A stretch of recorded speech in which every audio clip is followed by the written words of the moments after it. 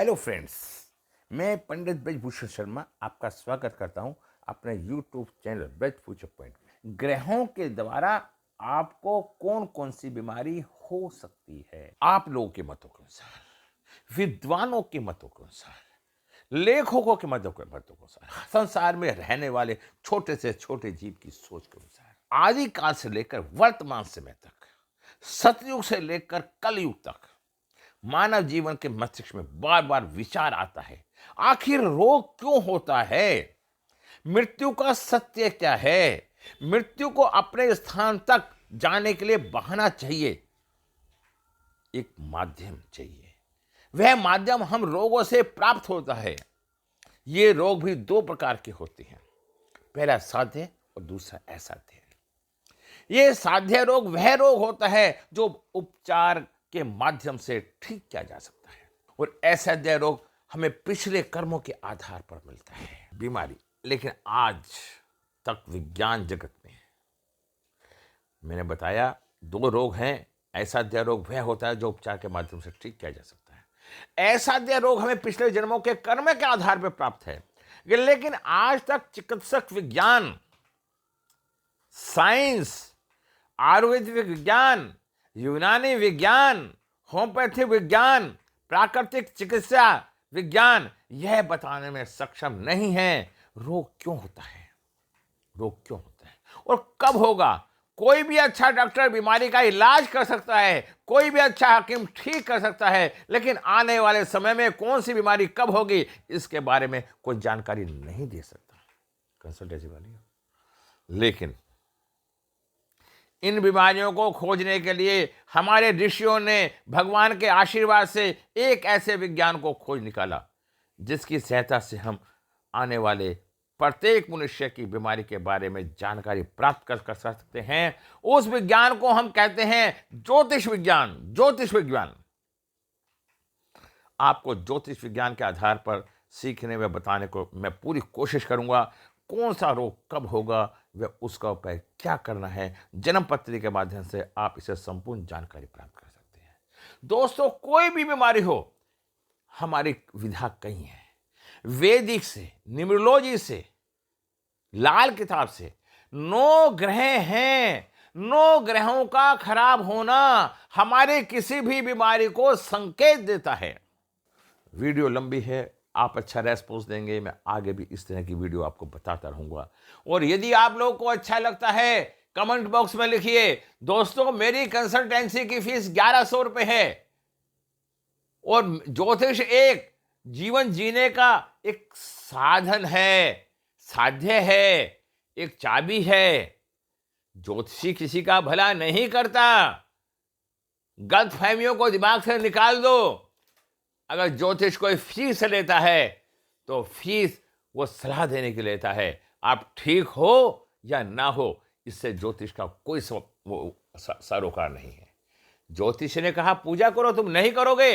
अरे पूजा करोगे और पता चलता है ज्योतिष ने कहा दारू नहीं पीनी है, आप जाके रात को दारू पी जाओगे तो शनि कहां से ठीक हो जाएगा।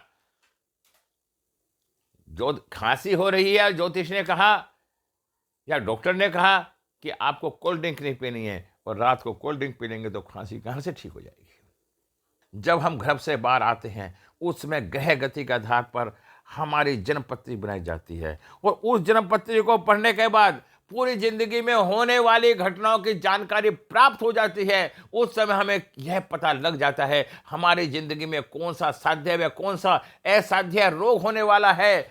जब हम घर से बाहर आते हैं उस समय हम उस ब्रह्मांड में पाप रहित, झूठ रहित, स्वच्छ पानी की तरह निर्मल होते हैं। हमारा कोई अपराध नहीं होता, ना ही कोई पाप होता। लेकिन उस समय पर ज्योतिष विज्ञान कैसे बता देता है इस व्यक्ति की मृत्यु कैंसर से होगी, इस व्यक्ति की पत्नी की मृत्यु जलने से हो जाएगी, वह व्यक्ति जल में डूबकर मरेगा, यह व्यक्ति आंख से अंधा हो जाएगा, इसे कैंसर हो जाएगा। अगर किसी की कुंडली में मंगल और चंद्रमा बैठे हैं या चंद्र की कुंडली में मंगल बैठे हैं, उस व्यक्ति को कैंसर होने की संभावना बहुत ज्यादा पाई जा सकती है। इस व्यक्ति की पत्नी मृत्यु जलने से होगी, वह व्यक्ति जल में डूबकर मर सकता है, व्यक्ति आंखों से अंधा होगा, व्यक्ति के संतान नहीं होगी, नपुंसक होगा, यह विज्ञान ग्रह गणित के आधार पर होता है, जिसके माध्यम से ग्रह की गति की गणना करने से हमारी जिंदगी की ज्योतिष की गणना हो जाती है, जिसके आधार पर हम बता देते हैं मंगल की महादशा में व्यक्ति की मृत्यु एक्सीडेंट होने से होगी। इस दुनिया में विज्ञान में जितना भी विकास हुआ है, उस विकास का केंद्र मानव जीवन का मस्तिष्क है। मनुष्य अपने शरीर से जिस प्रकार की भी गणना करता है, सोचता है, उसी प्रकार हम अपने जीवन को चरितार्थ करने की कोशिश करते हैं। अगर हमें अच्छा होना है, हम हवा में उड़ें, हमारी इच्छा हुई कि हम हवा में उड़ें, हमारी इच्छा हुई कि हम भागें, हमने एक हेलीकॉप्टर का निर्माण कर दिया, और भागने की इच्छा हुई तो हमने कार का निर्माण कर दिया। जैसा मानव ने सोचा वैसा कर दिखाया। हम बहुत तेजी, ठीक है, लेकिन जब हम दुनिया में गर्भ से बाहर आते हैं, उसमें हमारा कोई दोष नहीं होता। इसके बावजूद भी इस दुनिया में परेशानी में दुख भोगने पड़ते हैं। इसलिए पूर्ण दावे के साथ कह सकता हूं, पिछले कर्मों के आधार पर हमारी आत्मा उसी प्रकार के गर्भ में प्रवेश करती है, जिस प्रकार का कर्म हमारे पिछले जन्म में होता है। अगर आपने पिछले जन्म में अच्छे कर्म किए हैं तो उन आत्माओं का लेखा जोखा भगवान के पास होता है। भगवान अपने कर्म के आधार पर इस प्रकार का गर्भ में प्रवेश करती है, जिस प्रकार फल उसके भोगने होते हैं, उसी प्रकार का गर्भ होता है। दोस्तों, कोई सा भी धर्म हो, चाहे हिंदू, मुस्लिम, सिख, ईसाई, हर धर्म ईश्वर को मानता है अपनी अपनी भाषा में।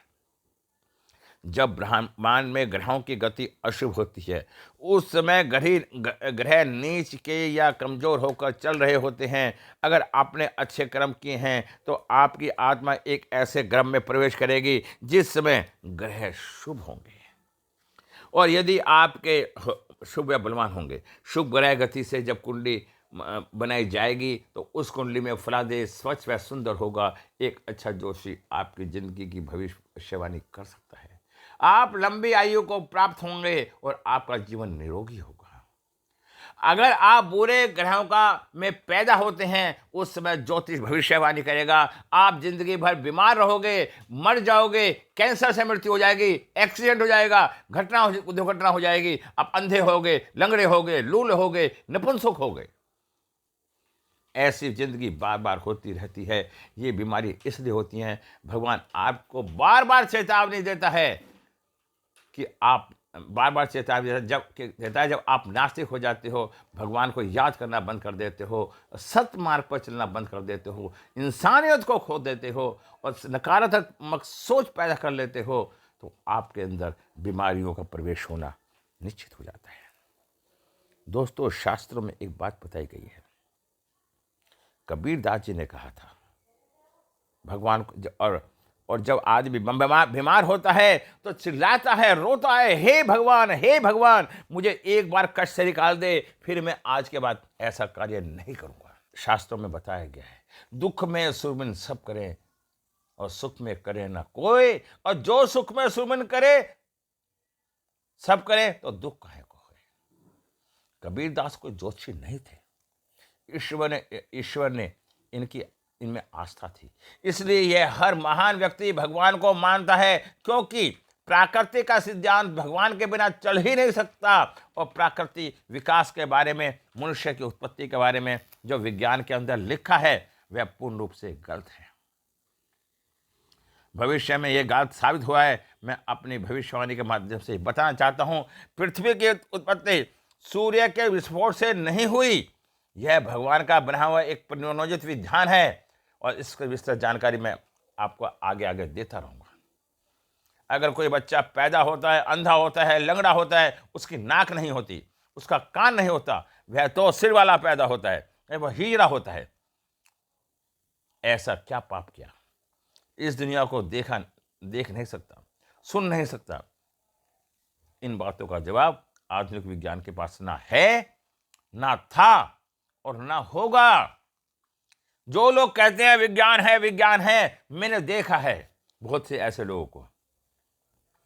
तो मैं उन लोगों से निवेदन करता हूं कि वो सकारात्मक सोच से इन बातों को सोचे। इन बातों का जवाब आधुनिक विज्ञान के पास ना था और ना है। इसलिए कहा जा सकता है उसकी किस्मत में असाध्य रोग है।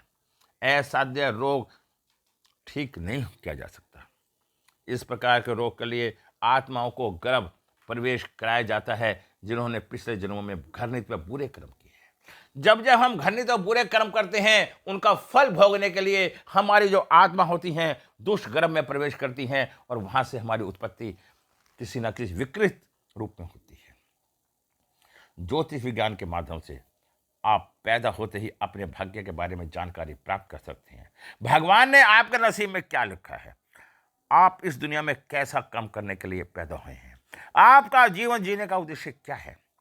पैदा होते ही अगर आप अपने भाग्य के बारे में जान जाते हैं तो कर्म के माध्यम से उसे ठीक किया जा सकता है। अगर भगवान ने आपकी जिंदगी में बीमारी दी है तो आप उपाय के माध्यम से प्रभु का आशीर्वाद से उनको आप ठीक कर सकते हैं। इन रोगों की उत्पत्ति के कारण क्या होते हैं, इन रोगों को किस प्रकार से ठीक किया जा सकता है। अगर आप अपने भाग्य के बारे में अधिक जानकारी करना चाहते हैं, क्या गर्भ से ही विकसित होती है, हम इन ग्रहों के प्रकोप से बचा जा सकता है, आने वाली बीमारियों से बचा जा सकता है। इन सब का प्रभाव ग्रहों से होता है और ग्रहों का संबंध व्यक्तियों से होता है और ग्रहों का संबंध व्यक्ति से होता है और व्यक्ति का संबंध उन बीमारियों से या घटनाओं से होता है जो जीवन में घटने वाली होती है। दोस्तों, आज मैंने आपको इसके बारे में बताया। अब वीडियो फिर लंबी हो रही है। रोग क्या होता है, यह एक बहुत बड़ी समस्या है। इसे इस दुनिया में एक मच्छर से लेकर हाथी तक यानी सभी बीमार हैं।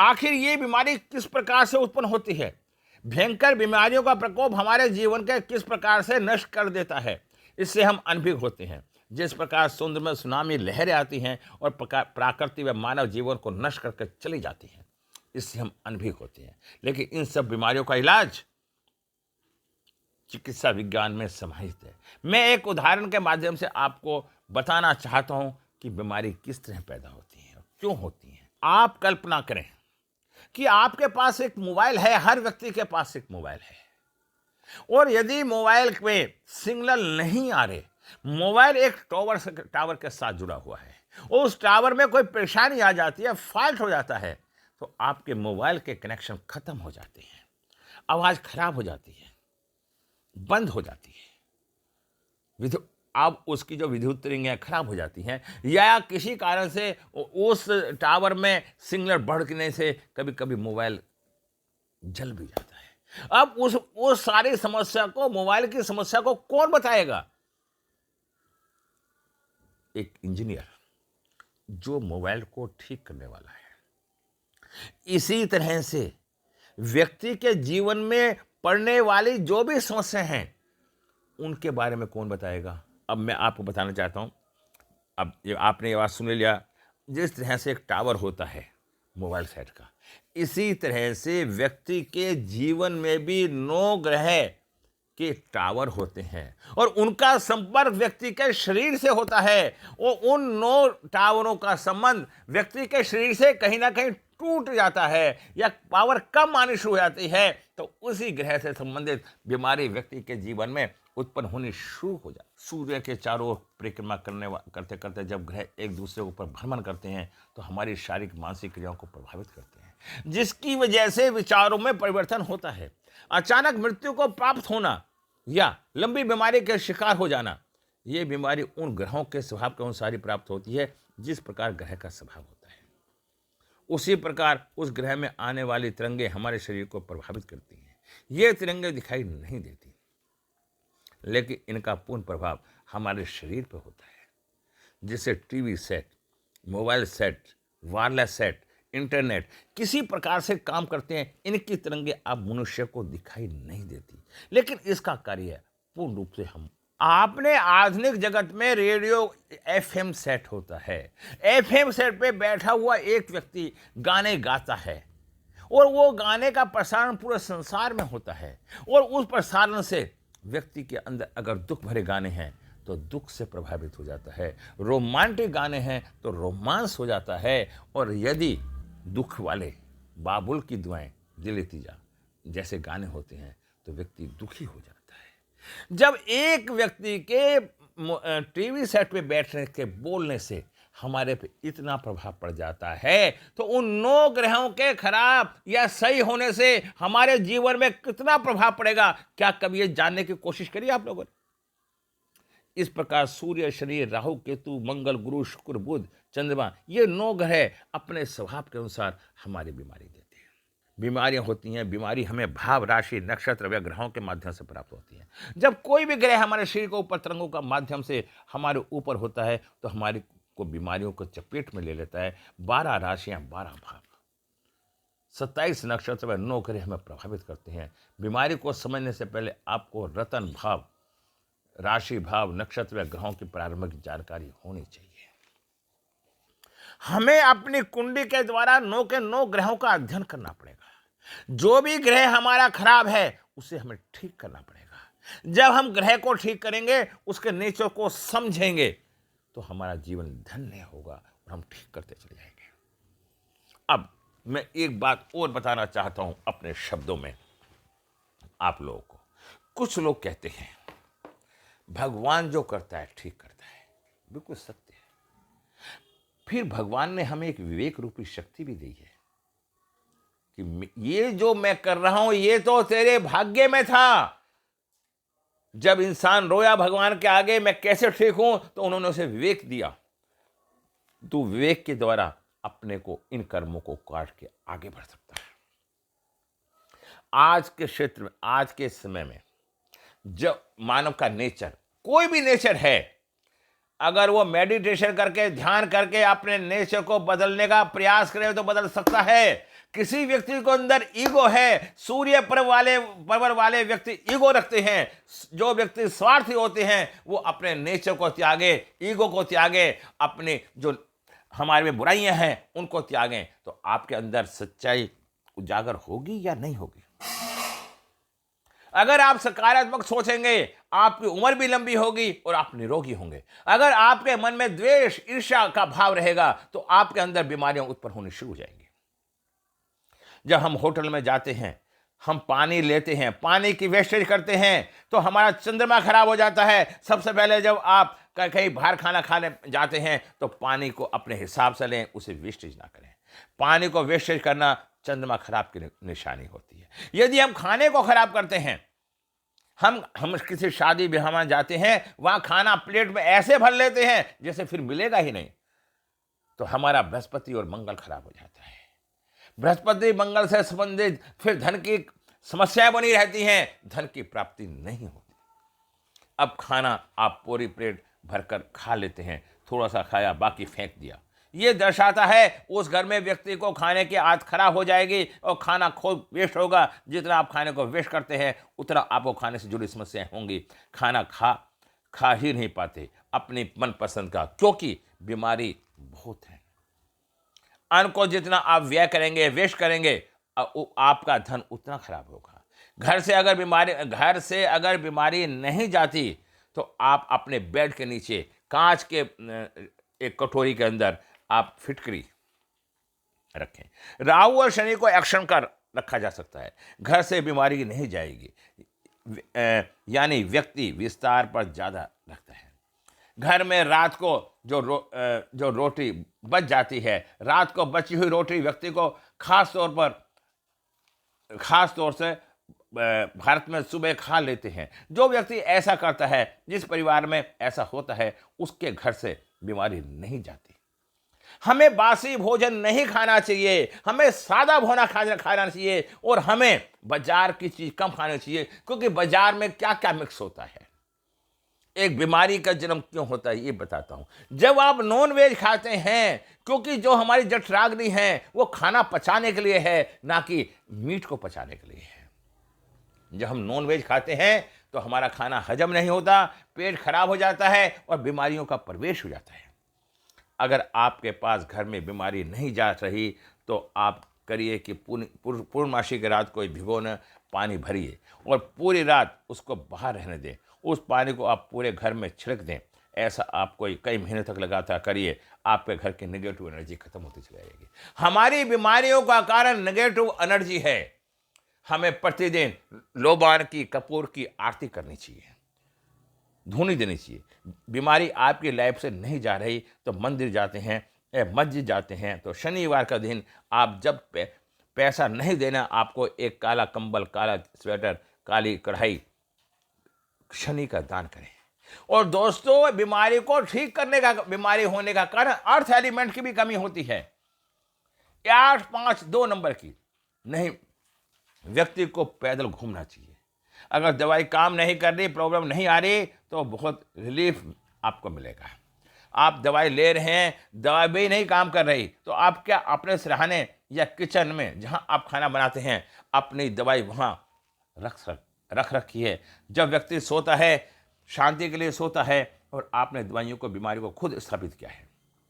रसोई में अपनी दवाई रख दी, तो आपने खाने में दवाई को मिला दिया, तो बीमारी जाए कैसे? व्यक्ति खाना खाता है सेहत के लिए, स्वास्थ्य के लिए। आप अपनी दवाई नॉर्थ ईस्ट में रखें। यह दवाई रखने से बीमारी जल्दी ठीक हो जाती है। शुक्राचार्य के बारे में सब जानते होंगे, शुक्र के बारे में सब जानते होंगे। उन्हें एक ऐसा भगवान शिव से वरदान था कि वो मृत्यु व्यक्ति को भी जिंदा कर देते थे। यदि आपकी कुंडली के अंदर शुक्र ग्रह अच्छा है तो आपको दवाइयां लगेंगी और आप ठीक हो जाएंगे। यदि शुक्र ग्रह खराब है तो आपको दवाइयां नहीं लगेंगी, आप ठीक नहीं हो पाएंगे। आप अपने शुक्र को ठीक करें। घर से बीमारी नहीं जा रही है तो आप क्या कर रहे हैं? अगर आप लंबी बीमारी से ग्रस्त हैं तो आपका शनि खराब है, और टूटे हुए बर्तनों में खाना ना खाएं, पीतल के बर्तनों का यूज ना करें। आपके घर के आसपास तुलसी हो तो बुधवार को तुलसी पर चलते हैं। दोस्तों, आप अगर इस तरह के कार्य करते चले जाएंगे तो आपको मैं कह सकता हूं कि आप ठीक हो जाएंगे। कोशिश करें जब आप सोएं तो आपका सर उत्तर की तरफ ना हो, आपका सर दक्षिण की तरफ हो। आपके हेल्थ प्रॉब्लम है तो आप अपनी ग्रोथ भी ना हो रही हो, तो आप देखें कि आपको अपना बेड बिल्कुल दीवार से मिलकर तो नहीं रखा है, इससे थोड़ा सा गैप जरूर रखें। अक्सर लोगों में माइग्रेन या सिर दर्द या प्रॉब्लम आ जाती है। आपका बेड है या आप सोफे पर सो जाते हैं तो इसमें बीम होता है, आप बीम के नीचे कभी ना सोएं। सफाई का विशेष ध्यान रखें, और आप वहां सोएं जहां हवा पानी का विकास हो। नॉर्थ ईस्ट में आप अपने घर का, क्योंकि नॉर्थ ईस्ट में आपकी क्लैरिटी स्वच्छ आती है, आइडिया आते हैं, नया कार्य का नया ख्याल आते हैं। अगर जिस जगह पर आप कूड़ा डालते हैं उसका आइडिया क्या होगा? बेकार कोई कहेगा ये बेकार है, आपको जो आइडिया भी है वो बकवास है, आपको कुछ सूझेगा ही नहीं। सिर दर्द, माइग्रेन, डिप्रेशन प्रॉब्लम बढ़ रही है। नॉर्थ ईस्ट को साफ रखें। घर की दिशा नॉर्थ ईस्ट को साफ रखें। घर की दिशा जो सीढ़ियां होती हैं, नॉर्थ ईस्ट में बाथरूम है या सीढ़ी है, अपने घर को, सेंटर को साफ रखें। अपने घर के नॉर्थ ईस्ट को साफ, या तुलसी का पौधा रखें या एलोवेरा लगा कर रखें। सेहत के साथ साथ आपके घर के में हवा, एयर शुद्ध हो। खाना भी आपको सेहत से जुड़ा होता है। जो भी खाना खा रहे हैं आप घर के दक्षिण पश्चिम कोने में रखें। ऐसा घरों में गुड लक बन रहा रहता है। जब आप सोते हैं आपके साइड में टीवी या रिमोट पड़ा है, फोन चार्ज है, तो उसका भी आपकी बीमारी ने बहुत बड़ा रखा है। किसी भी इलेक्ट्रॉनिक सामान को सोते समय अपने पास ना रखें, उसका भी बहुत बड़ा साइड इफेक्ट होता है। मैं इन शब्दों के साथ विराम लगाता हूँ, नमस्कार करता हूँ। जय हिंद,